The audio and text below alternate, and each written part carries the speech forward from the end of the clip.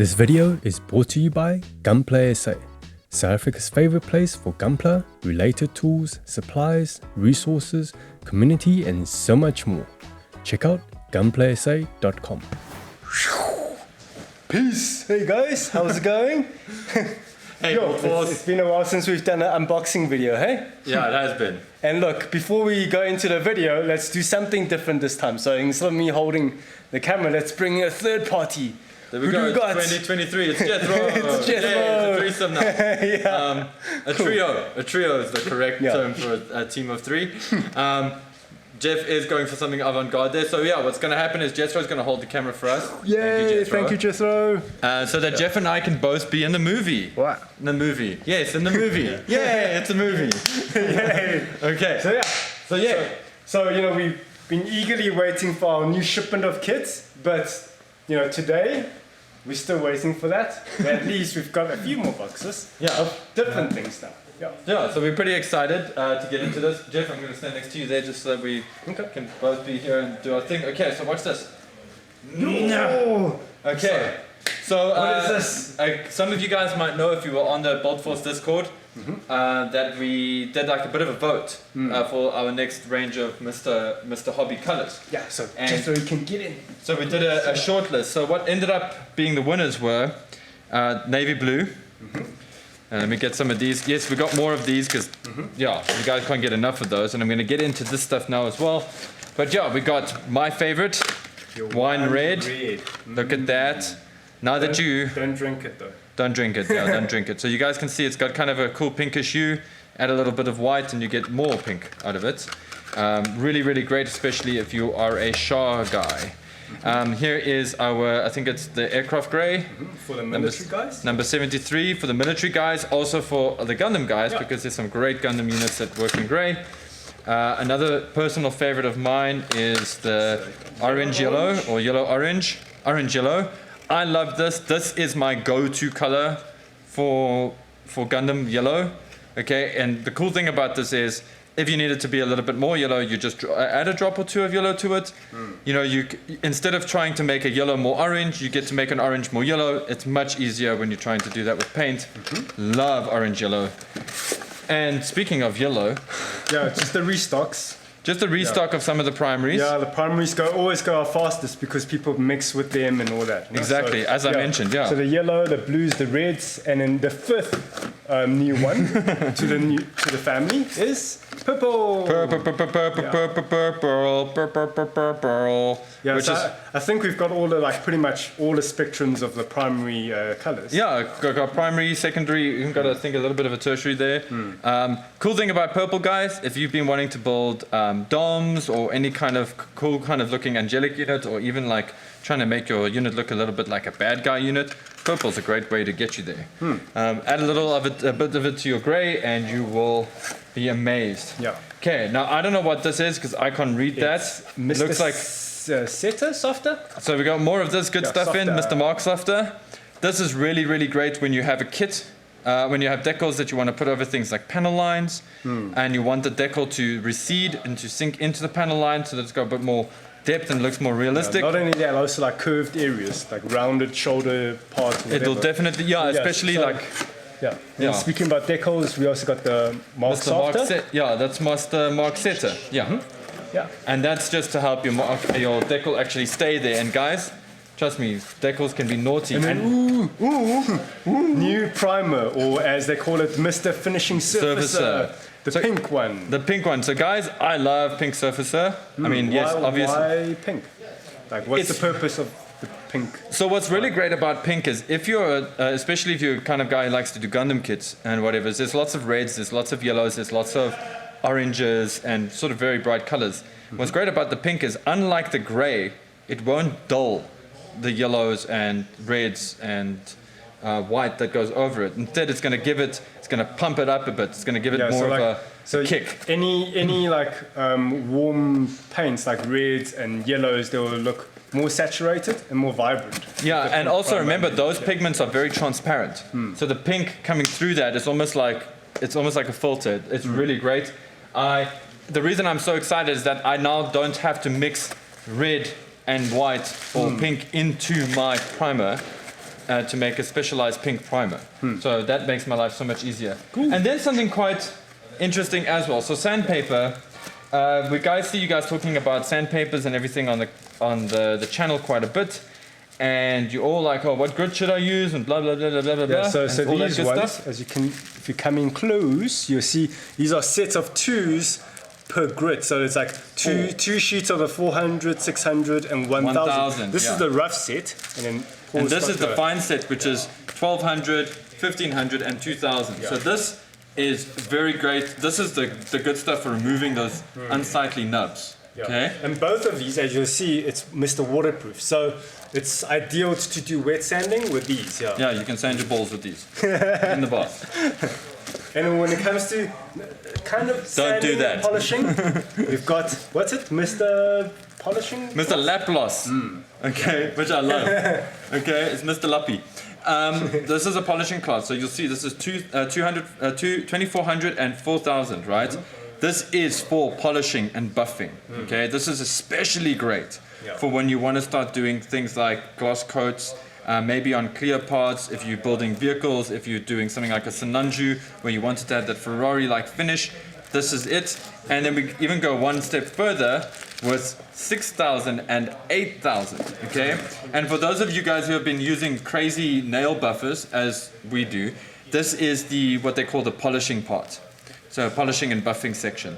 So now you got a 6000 and an 8000, and you guys know what kind of awesome shine you get from that. So also really great for large surfaces, like if you want to do cars and things, but really great for nub removal. So we got all of these bad boys in. Guess you guys, Hopefully you guys get into more of your painting, and these tools will come really handy. Yeah. Also, just a small note on sandpapers. When you've got sandpapers that get into the 4000 and 6000 grits, they're really good for polishing out those little imperfections in your paint job.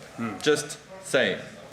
With a little bit of a wet sand there. But anyway, enough with Mr. Hobby. So that's one box of Mr. Hobby. This is what we're most excited for. Well, look, there's this box, but yeah, we'll get into it. So these 3 were sent from our friends at Supernova Studio. Thank you. Thank you, Lindy, and thank you, Philip. So before we get into the new paints, that's he's already said, he's already half spoiled it. Yeah, so we've got our restocks of the Ninja airbrush. It's nicely sealed here. Now this is really cheap way of getting into it. I'm holding on to it so you guys can actually see it because it's a Ninja airbrush. So it's not I'm here till Thursday. And then there's the cords, but the cleaning pot, even the compressors. So these are restocks, but the new thing that we've actually brought in as well is the respirator and the filter. So that's so good for cosplay. So what's important about the respirator? It will prevent you from smelling farts, but more importantly, it protects your lungs from hazardous paint fumes that come out of things like lacquer paints, like the Mr. Color paints and the G paints. And even the Tamiya acrylics can also be quite noxious for you, so this protects your lungs from that. Yeah. And it will hopefully keep you alive longer. Yes, guys, always a great mask. And now you have an option. You don't have to get one of those horrible masks that they have, or you're not just limited, should I say, to the horrible masks that they sell at Builders. You can actually get yourself a decent 3M those mask. Masks are like dust masks. And they never have the proper filters in stock. They always have for particulates. For like you said, for dust. And for certain organic solvents, but it's just not right. So anyway, we got this, and as Jeff pointed out earlier, we have got the filters. You actually buy them together as a set. Yeah. You don't buy them separately. Obviously, we will have the filters and whatever's later as a separate object, but just so you know, when you buy them, it's a bundle deal. Yay! Okay. So speaking of that, I think that's a nice segue, talking about hazardous fumes and all that. But now for something that isn't too hazardous. So yeah, this is why we're excited, just to show you there. If you already know what it is, what's it, brownie points to you? Yeah. These paints we're really excited to introduce because they are not hazardous. They are water-based paints. Yeah. So what are they? Take one out. I want to take this one out. I want to get, of course it's me, so I want to take out this one. There you go. So it's Vallejo's Mecha colors. So these are designed, I know, Paul, you've got some first-hand experience using them already. I don't, so I'm really excited to try them out. They are really great. What is Vallejo's Mecha colors? Okay, so Vallejo Mecha colors, and I'm just going to pull some out as I'm talking. So what they do is they use the pigments and the colors of the Mr. Color Gundam paints range. Okay, so all of these colors are actually accurate to the colors that are in the Gundam manuals. Well, some is like they have a variation or whatever's on them. Connection to Mr. Colors. Yeah, so that's pretty cool. That's the first thing. The second thing is it's a very durable acrylic. So if you guys have ever sprayed, or if you guys know what Vallejo is, you'll know that it's an acrylic paint. A lot of miniature painters use them. A lot of armor painters use them. But the Mecha guys don't always use them because our stuff's articulated and sometimes the paint scratches off, but not with the Mecha Color. The Mecha Color is super duper tough. It's designed to take strain. It's designed to be handled. It's a really great paint. It paints well by hand. Works really great through the airbrush as well. These are meant to be pre-thinned, although I always like to throw in a little bit of a flow improver.